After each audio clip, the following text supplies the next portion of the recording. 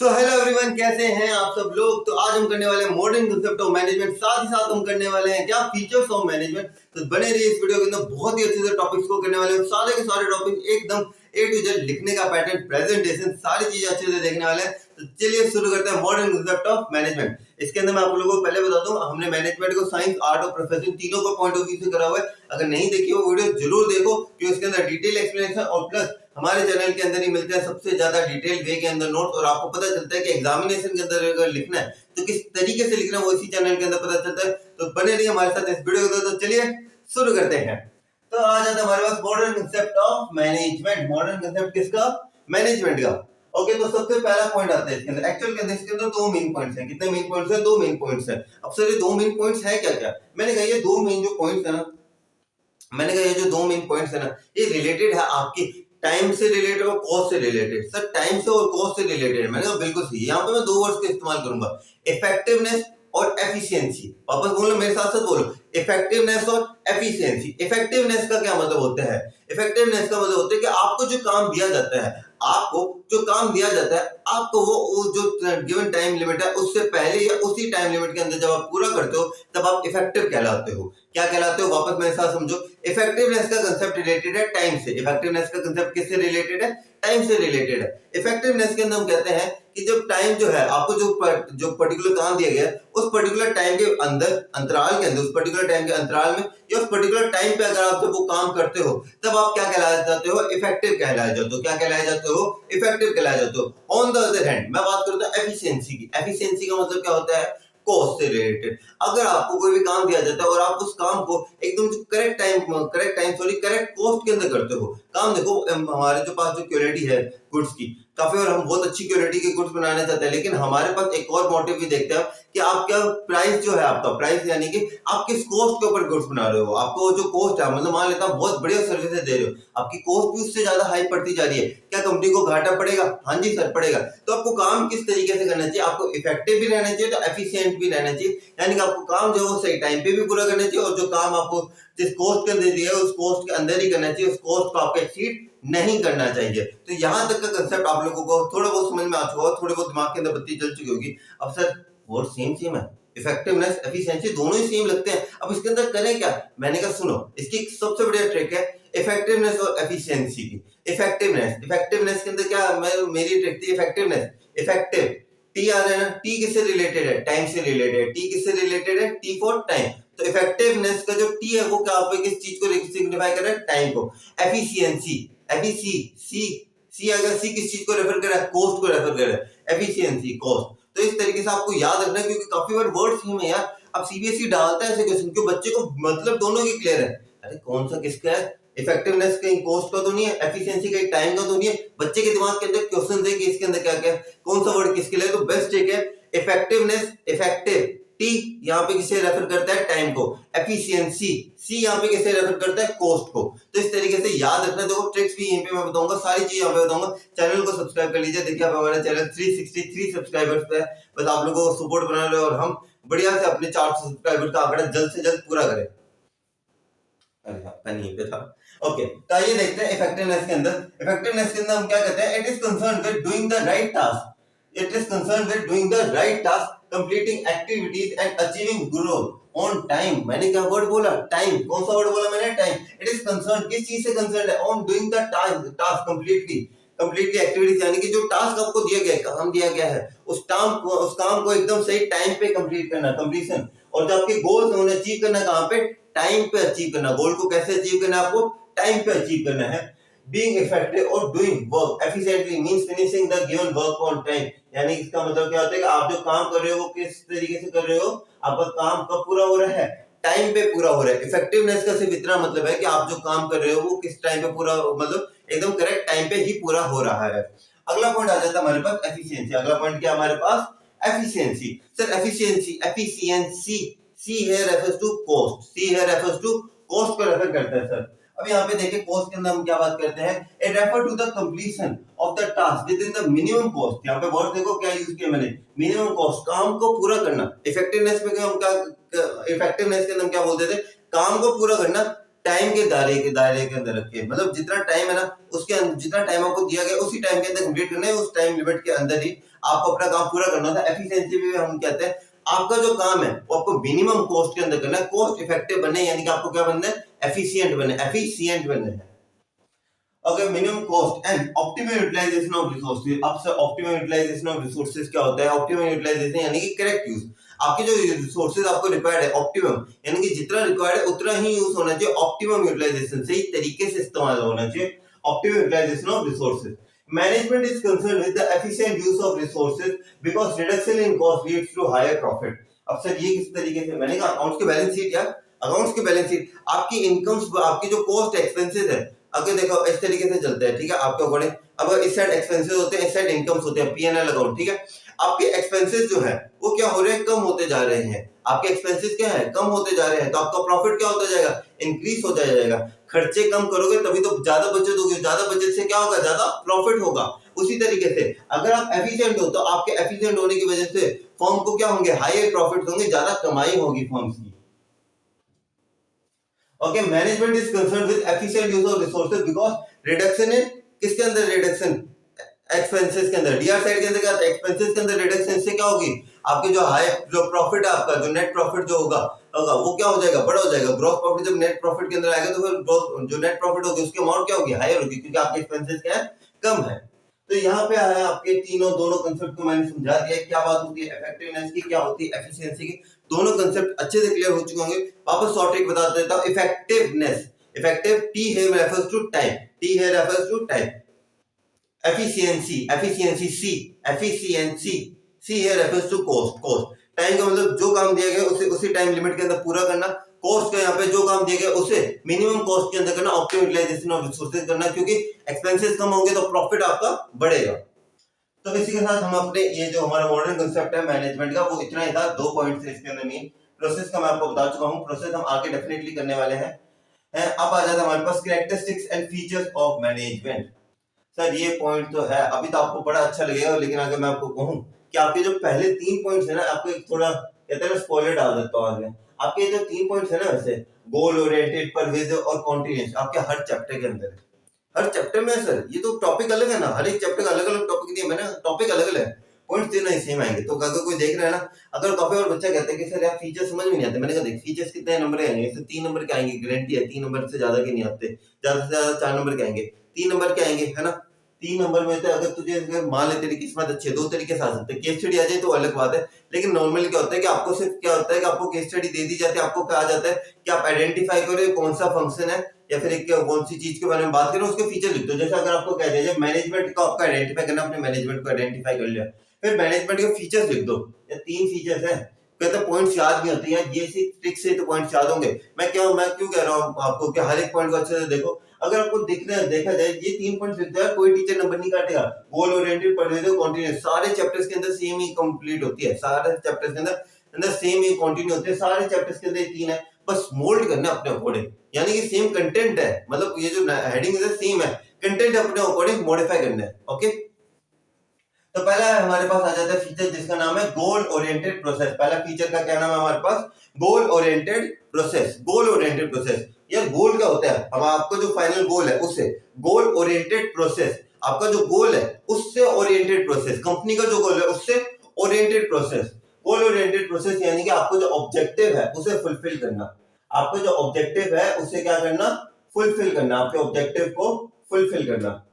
अब सिर्फ ऑब्जेक्टिव को फुलफिल तो करते हैं हम लोग, अब किस तरीके से? देखो अब मैनेजमेंट है, मैनेजमेंट का मतलब अगर मैनेजमेंट प्रेजेंट है, क्या इफेक्टिवनेस आएगी? Yes sir. एफिशिएंसी आएगी? Yes sir. सारा काम सही टाइम के अंदर हो रहा है, सही कॉस्ट के अंदर हो रहा है, तो क्या आपका जो ऑर्गेनाइजेशन का जो गोल है क्या वो आप अचीव कर पाओगे? हाँ जी सर। जब हम सारा काम टाइम पे कर रहे हैं, सारा काम मिनिमम कॉस्ट के अंदर, डेफिनेटली हम जो भी हमारी कंपनी का गोल होगा हम उसे अचीव करेंगे। तो मैनेजमेंट का एक गोल ओरिएंटेड प्रोसेस है, यानी कि जब आप मैनेजमेंट को परफॉर्म करते हो, तो उससे क्या होता है? आप अपने जो गोल्स हैं वो उनके बहुत ही ज्यादा पास पहुंचते हो, यानी कि गोल ओरिएंटेड आप अपने गोल्स को क्या कर सकते हो? अचीव कर सकते हो। तो इसके अंदर हम क्या कहते हैं? Main aim of the organization. एक ऑर्गेनाइजेशन का मेन एम क्या होता है? ऑर्गेनाइजेशन का is to achieve organizational goal. Main aim सबका क्या होता है कि हमारी जो कंपनी का गोल है, जैसे मेरी कंपनी का अगर मान लेते हैं अगर गोल होता है जैसे मेरे चैनल का क्या गोल है कि अभी हमें 400 सब्सक्राइबर्स क्रॉस करना है, ये हमारे चैनल का क्या गोल है। अगर मैं मैनेजमेंट के अकॉर्डिंग सही टाइम पे सही चीज करता हूँ तो उससे क्या होंगे, मेरे सब्सक्राइबर्स बढ़ेंगे। उसी तरीके से अगर मैं कंपनी के हिसाब से बात करता हूँ, कंपनी के हिसाब से अगर हम देखा जाए, एक कंपनी है, उसका गोल है कि इस साल मुझे 100 करोड़ का प्रॉफिट कमाना है। जब वो सही चीज सही टाइम पे सारी एक्टिविटीज करेगी, सही कॉस्ट के ऊपर सारी एक्टिविटीज करेगी, क्या वो अपने गोल को अचीव कर पाएंगे? हाँ जी सर, डेफिनेटली। जब वो सारी चीजें सही तरीके से करते हैं, जब आप भी सही तरीके से टेस्ट के लिए पढ़ते हो ना, तब आपके भी नंबर सबसे ज्यादा आते हैं। तो उसी तरीके से जब सारी चीजों को सही तरीके से करोगे तो डेफिनेटली आपका जो गोल है वो आप अचीव कर सकते हो। फिर functions and activities are directed towards achieving the organizational goal with the help of management। अब मैनेजमेंट मदद किस तरीके से करती है? मैंने कहा फंक्शंस है आपके POSDC, हालांकि इनके बारे में हम डिटेल में बात करेंगे। आपका एक्चुअल में बताऊं, आपको फैक्ट बताऊं, आपके जो चैप्टर्स के अंदर आप पढ़ोगे ना POSDC, सर ये है क्या चीज है POSDC? मैंने कहा ये आपका चैप्टर नंबर 4 है, 5 है, 6 है, 7 है, 8 है, ये हमारे चैप्टर्स है। हाँ, ये सारे के सारे आपके फंक्शंस है मैनेजमेंट के। हालांकि चलो आपको मैं अभी बात छेड़ ही दी है तो शुरू भी कर देते हैं, थोड़े बहुत आपको इंट्रोडक्शन दे देता हूँ। सबसे पहले आता है प्लानिंग।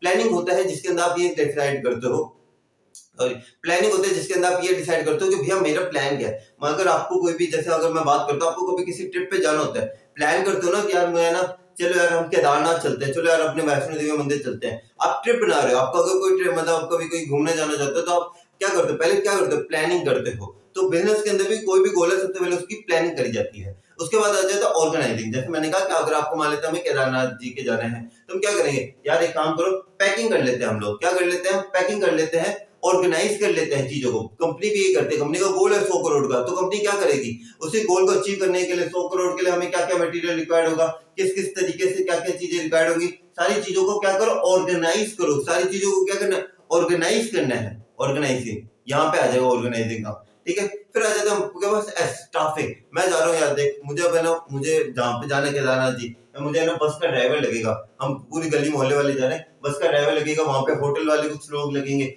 मैं क्या कर रहा हूँ? लोगों को एम्प्लॉय कर रहा हूँ, लोगों के पास जा रहा हूँ, लोगों को सर्विसेज दे रहा हूँ। भैया आप हमारे पास ड्राइवर बनो। वहां पे होटल वालों से कह रहा हूँ कि आप एक बार के लिए हमारे लिए काम करो। सिमिलरली कंपनी भी जब चीजों को ऑर्गेनाइज कर लिया उन्होंने, अब वो काम करने के लिए क्या चाहिए होंगे? एम्प्लॉयज चाहिए होंगे। अब एम्प्लॉयज को कौन से प्रोसेस के अंदर लेके आते हैं? स्टाफिंग के प्रोसेस के अंदर। ठीक है, अब एम्प्लॉयज आ गए। ठीक है, अब जैसे ड्राइवर आ गए, अब ड्राइवर को आप क्या कहोगे? भैया आप लोग है ना केदारनाथ जाना है। कंपनी क्या कहेगी कि भैया आपको है ना ये वाला काम करना है। डायरेक्ट करोगे आप उन्हें कि क्या काम करना है? सी कंट्रोलिंग। कंट्रोलिंग यानी कि बंदा गाड़ी चला रहा है, भैया थोड़ी तेज चलाओ, कंट्रोल करो। यानी कि एक्चुअल परफॉर्मेंस स्टैंडर्ड परफॉर्मेंस को कंपेयर कर रहे हो। वैसे ही आपको एम्प्लॉय कैसे काम कर रहे हो उसे देखना, उसे हम कंट्रोलिंग कहते हैं। पांचों फंक्शंस है। हालांकि इन सारे चैप्टर्स के ऊपर डिटेल वीडियोस रहेंगी, यानी कि हर एक चैप्टर की, चैप्टर नंबर 4 है, चैप्टर नंबर 5 है, 6 है, 7 है, 8 है, हर एक अच्छे से कवर करेंगे। पर अभी के लिए देखा जाए, एक बार मैं आपको बता देता हूँ फंक्शंस का। आपको देखो, मेरा मेन मोटिव क्या है ना, आपका कंसेप्ट क्लियर होना चाहिए। आपका कंसेप्ट क्लियर होना चाहिए। मेरी तरफ से आपको मैं गारंटी देता हूँ, कोई कमी नहीं छोड़ूंगा मैं कभी भी। ओके, फंक्शंस और जो activities are directed towards achieving organization goal. जो फंक्शंस है और जो एक्टिविटीज है वो डायरेक्टेड इस तरीके से है टुवर्ड्स अचीविंग ऑर्गेनाइजेशन गोल, जिससे हम क्या कर सकते हैं? हम अपना ऑर्गेनाइजेशन गोल को पूरा कर सकते हैं। किसकी मदद से? मैनेजमेंट की मदद से। तो पहला पॉइंट क्लियर है, goal oriented process. Yes sir, पहला पॉइंट तो हमें क्लियर है। अब आ जाते हैं हम अपने दूसरे पॉइंट के ऊपर। हमारा दूसरा पॉइंट आता है परवेजिव। दूसरा पॉइंट क्या आता है हमारा? परवेजिव पॉइंट आता है। अब सर ये परवेजिव के अंदर क्या है? मैं कहता हूँ परवेजिव का मतलब होता है एवरीवेयर। परवेजिव का क्या मतलब होता है? एवरीवेयर। एवरीवेयर सर मतलब क्या है सर? मैंने कहा मैनेजमेंट हर जगह। सर हर जगह मैनेजमेंट? मैंने कहा हाँ, हर जगह है मैनेजमेंट। अगर आप कहीं पे भी चले जाओ, मैनेजमेंट इज एवरीवेयर। सर कहाँ कहाँ हो सकती है? मैंने कहा बिजनेस के अंदर ही तो होती होगी मैनेजमेंट। मैंने कहा नहीं, आप किसी हॉस्पिटल के अंदर चले जाओ, वहां पे भी मैनेजमेंट है, क्योंकि वहां पे सारी चीजें सिस्टमैटिक वे के अंदर होती है। किसी होटल में चले जाओ, वहां पे भी मैनेजमेंट होती है। हर एक जगह मैनेजमेंट होती है, भले वो बिजनेस ऑर्गेनाइजेशन या नॉन बिजनेस ऑर्गेनाइजेशन। आपके स्कूलों के अंदर भी मैनेजमेंट होती है। आपके अंदर स्कूलों के अंदर भी तो होगा, एक मैनेजमेंट का डिपार्टमेंट होता है ना। क्यों होता है? ताकि मैनेजमेंट इज परवेजिव। मैनेजमेंट हर जगह लगती है। मैनेजमेंट क्या कहते हैं? हम क्या कहते हैं? Universal phenomena that is applied everywhere. Management क्या एक यूनिवर्सल फिनोमेना है जो कि हर जगह अप्लाई किया जाता है। Management is not only limited to business organization. Management सिर्फ बिजनेस तक लिमिटेड नहीं है। छोटी सोच नहीं रखनी, बड़ी सोच रखनी है। Non business organization, school, hospital, हर जगह क्या लगती है? मैनेजमेंट लगती है। हर जगह क्या लगता है? But is also applicable able for non business organization, school, home, hospital. Management तो हर जगह अप्लाई होती है। सबसे पहली मैनेजर तो आपकी माँ होती है, जो आपके पूरे घर को मैनेज करके रखती है। क्या आपकी माँ एक मैनेजर नहीं है? वो भी एक मैनेजर है। हर एक जना एक मैनेजर है। हाँ, आपके जो पापा हैं वो भी आपके घर को, आपके जो घर की जो फाइनेंशियल चीज है उन्हें मैनेज करके रखते हैं। आपके स्कूल वाले मैनेजमेंट की तरीके से चलते हैं। तभी तो कभी ऐसा हुआ है कि यार स्कूल गए, स्कूल कभी लगा कभी नहीं लगा, क्यों? मैनेजमेंट है, वो सही टाइम पे सही चीज करती है। इसलिए मैनेजमेंट क्या, परवेजिव, हर चीज हर टाइम पे सारी चीजें होती है। मैनेजमेंट इज परवेजिव, यानी कि हर जगह अप्लाई होती है क्या, मैनेजमेंट।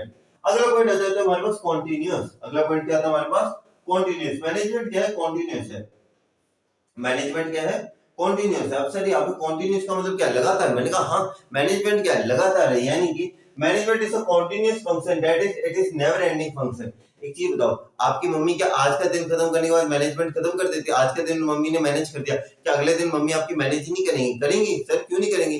हमारी मम्मा अगर कोई चीज, हमारी मम्मा अगर हमारे लिए कोई चीज है, डेफिनेटली अगले दिन भी मैनेज करेंगे। क्या आपके जो पापा है वो आज के दिन अपने फाइनेंशियल चीज उन्होंने आज संभाली, क्या कल नहीं संभाले? कल भी संभालेंगे सर। हमारे लिए हमारे पेरेंट्स इतना कुछ करते हैं, तो हम अपने पेरेंट्स के लिए अच्छी पढ़ाई तो कर ही सकते हैं। आपके क्या स्कूल वाले एक दिन मैनेजमेंट कर दिया, अगले दिन मैनेजमेंट नहीं करेंगे? नहीं करेंगे सर, क्यों नहीं करेंगे? सिमिलरली कंपनी भी आपकी जो ये जो पांचों मैंने प्रोसेसर बताए हैं उन्हें भी कॉन्टिन्यूसली परफॉर्म करती है। कंपनी ने एक गोल किया, प्लानिंग के अंदर गोल बनाया, ऑर्गेनाइज कर दी चीजें, लोगों को एम्प्लॉयमेंट कर दिया, डायरेक्ट कर दिया, उन्हें कंट्रोल कर दिया। कंपनी खत्म होगी क्या? नहीं, कंपनी क्या करेगी, वापस नया प्लान बनाएगी, उसके लिए नई और चीजें ऑर्गेनाइज करेगी, नया स्टाफ रखेगी, नई डायरेक्टिंग रखेगी, नई कंट्रोलिंग होगी, फिर वापस कंपनी प्लान बनाएगी। ये क्या है, कॉन्टिन्यूअस सर्कल है। यानी कि management is continuous, management is perform continuously. Planning होगी, ऑर्गेनाइजिंग होगी, स्टाफिंग होगी, डायरेक्टिंग होगी, कंट्रोलिंग होगी, फिर वापस प्लानिंग होगी, फिर प्लानिंग के बाद वापस ऑर्गेनाइजिंग होगी, स्टाफिंग होगी, डायरेक्टिंग होगी, कंट्रोलिंग होगी। एक लूप है, इस तरीके से चलता जाएगा, ये नेवर एंडिंग है, कॉन्टिन्यूअस है, चलता ही जाएगा। अगला पॉइंट आ जाता है हमारे पास ग्रुप एक्टिविटी का। अगला पॉइंट हमारे पास किसका आता है, ग्रुप एक्टिविटी का पॉइंट आता है। अब सर ये ग्रुप एक्टिविटी का क्या मतलब हुआ यहाँ पे? मैंने कहा एक चीज बताओ, एक सेकंड रुकना,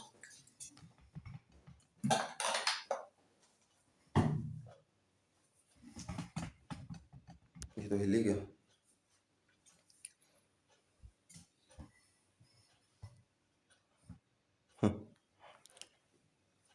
अब मैं आप लोगों से बात करता हूँ कि ओके 3 2 1 ग्रुप एक्टिविटी। अब ग्रुप एक्टिविटी के अंदर हम देखा जाए, अब ग्रुप एक्टिविटी के अंदर अब ग्रुप होता क्या है सर? अब मैं कहता हूँ कि एक अलग अलग डिपार्टमेंट्स होते हैं। क्या होते हैं? अलग अलग डिपार्टमेंट्स होते हैं एक ऑर्गेनाइजेशन के अंदर। कोई सेल्स का डिपार्टमेंट, कोई परचेजिंग का डिपार्टमेंट, कोई फाइनेंसिंग का डिपार्टमेंट, तो कोई मार्केटिंग का डिपार्टमेंट। क्या हर एक के अंदर अलग अलग डिपार्टमेंट्स होते हैं? हाँ जी सर, हर एक के अंदर अलग अलग डिपार्टमेंट होते हैं। तो क्या ये डिपार्टमेंट को साथ में काम करना चाहिए? हाँ जी सर, ये सारे डिपार्टमेंट साथ में काम करेंगे। अब जब ये डिपार्टमेंट जब साथ में काम करेंगे तो इसे क्या कहे जाएंगे? हमें क्या है, ग्रुप एक्टिविटी है। ग्रुप एक्टिविटी है ये। परचेजिंग वाला वो कहेगा भैया सेल्स वाला आजा तू मेरे साथ साथ चल, मार्केटिंग वाले भाई साहब आइए साथ साथ, मैनेजमेंट तू भी आ, साथ साथ चलेंगे यार। कैसे चलेंगे? साथ साथ चलेंगे। Manager of every department works as a team. Management, manager किसका? हर एक डिपार्टमेंट का। परचेज का अलग, सेल्स का अलग, फाइनेंसिंग का अलग, मार्केटिंग अलग, सब अलग अलग, सब क्या काम करेंगे? एक दूसरे, एवरी डिपार्टमेंट मैनेजर किस तरीके से काम करेंगे? टीम की तरीके से, टीम ग्रुप की तरह काम करेंगे। Because activities of one department affect the other department. Activities, एक डिपार्टमेंट की एक्टिविटीज किसे अफेक्ट करती है? दूसरे डिपार्टमेंट को अफेक्ट करती है। एक डिपार्टमेंट की एक्टिविटी किसे अफेक्ट करती है? दूसरे डिपार्टमेंट। कैसे सर? मैंने कहा देखो, अब अगर देखा जाए सेल्स डिपार्टमेंट है, ठीक है, अब सेल्स नहीं, चलो कहते हैं मार्केटिंग डिपार्टमेंट ने बहुत बड़े एक्सपेंडिचर कर दिया, ठीक है, बहुत बड़े तगड़े लेवल पे मार्केटिंग करी अपने प्रोडक्ट की। क्या इससे जो हमारा सेल्स डिपार्टमेंट है उसके ऊपर प्रेशर आएगा? हाँ जी सर, डेफिनेटली सेल्स डिपार्टमेंट को ज्यादा चीज बेचनी पड़ेगी। क्या इंटरडिपेंडेंट है? हाँ जी सर, इंटरडिपेंडेंट है। अब जो सेल्स डिपार्टमेंट है और जो परचेजिंग डिपार्टमेंट है उनके अंदर भी तो होगा, भैया हम सेल ज्यादा करें, हमें और स्टॉक चाहिए, तुम ज्यादा चीजों को परचेज करो ताकि प्रोड्यूसिंग डिपार्टमेंट ज्यादा जल्दी चीजें बनाए, ताकि जब वो चीजें हमारे पास भेजे तब हम ज्यादा अच्छे से कर सकें, है ना? तो क्या हुआ, परचेजिंग प्रोड्यूसिंग से रिलेटेड हुआ, प्रोड्यूसिंग सेल्स से रिलेटेड, सेल्स फाइनेंस वाले से रिलेटेड है। पैसा लोगे तो फाइनेंस डिपार्टमेंट के पास जाएगा। देख लो, एक डिपार्टमेंट की एक्टिविटी कहीं ना कहीं दूसरे डिपार्टमेंट से क्या है, इंटरलिंक्ड, डिपेंडेंट है। क्या है? डिपेंडेंट है। वही सेम चीज हम इसके अंदर भी कहते हैं कि सारे एक डिपार्टमेंट जो है, एक डिपार्टमेंट की जो एक्टिविटीज है वो दूसरे डिपार्टमेंट को क्या करती है, अफेक्ट करती है। For example, if the production department is not producing good according to the demand, then it will affect the sales department. अगर मान लेते हैं एक तरीके से आपकी जो प्रोडक्ट है उसकी बहुत तगड़ी सेल है, या परचेज डिपार्टमेंट कुछ कर ही नहीं रहा, हमारे पास क्या आ रही है, सप्लाई की कमी आ रही है, हम लोगों को कुछ नहीं दे पा रहे। क्यों नहीं दे पा रहे? क्योंकि परचेज डिपार्टमेंट नहीं कर रहा। क्या एक की एक्टिविटी दूसरों को अफेक्ट करी? हाँ जी सर, डेफिनेटली करी। इसकी एक्टिविटी एक दूसरे को अफेक्ट कर रही है। इस तरीके से ये हमारा ग्रुप एक्टिविटी, यानी कि सारे डिपार्टमेंट्स जो है एक तरीके का ग्रुप है, यानी कि एक ऑर्गेनाइजेशन के अंदर बहुत सारे डिपार्टमेंट्स होते हैं, वो सारे क्या होते हैं, ग्रुप एक्टिविटी की तरह काम करते हैं, क्योंकि एक की एक्टिविटी किसे अफेक्ट करती है, दूसरे को अफेक्ट करती है। तो ये था आपके ग्रुप एक्टिविटी। अगला आ जाते हैं हम अपने अगले पॉइंट के ऊपर, दैट इज डायनेमिक फंक्शन। अगला क्या आता है हमारे पास, डायनेमिक फंक्शन।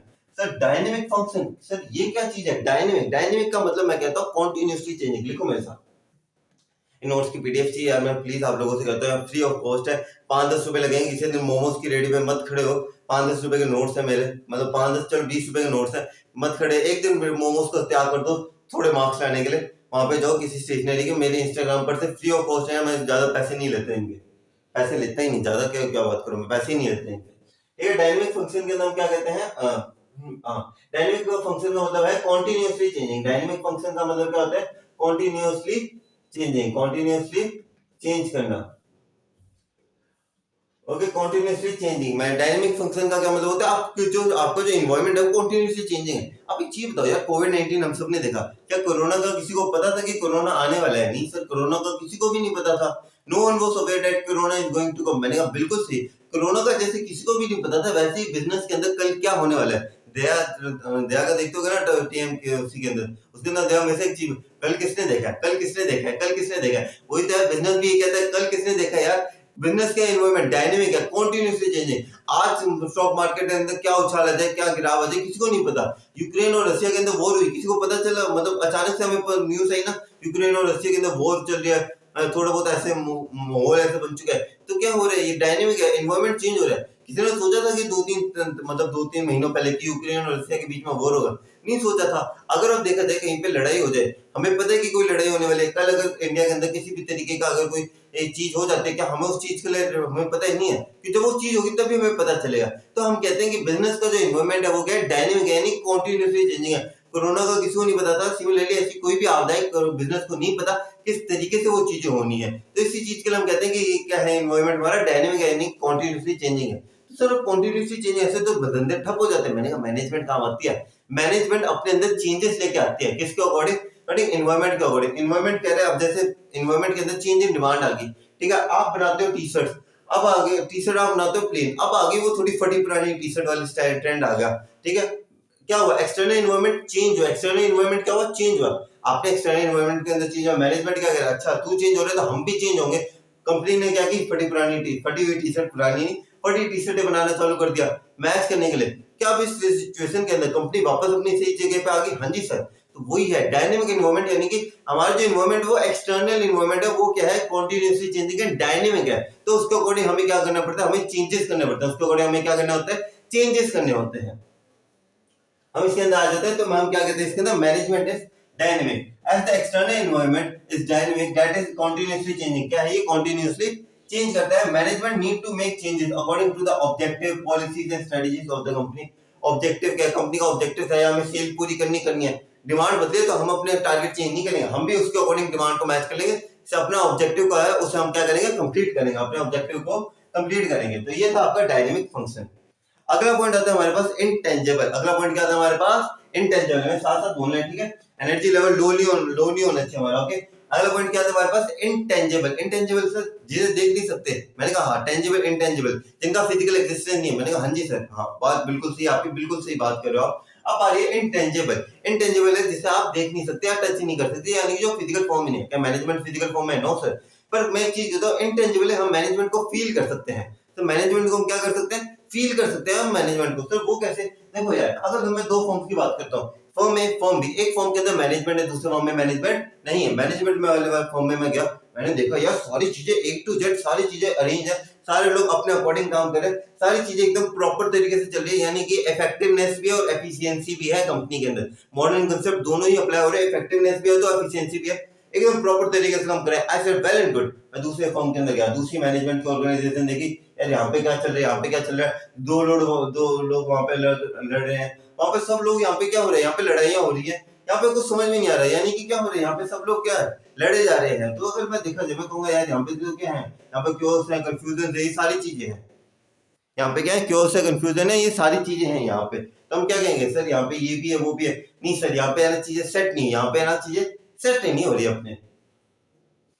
तो यहाँ पे इंटेंजिबल के अंदर हम कहते हैं management can not be physically seen and okay seen, it can only be felt, यानी कि मैनेजमेंट को देख नहीं सकते, फिजिकली सी नहीं देख सकते, पर हम इसे महसूस जरूर कर सकते हैं। क्योंकि अगर मैनेजमेंट है तो इफेक्टिवनेस और कोऑर्डिनेशन है, इफेक्टिवनेस एफिशिएंसी कोऑर्डिनेशन ये है।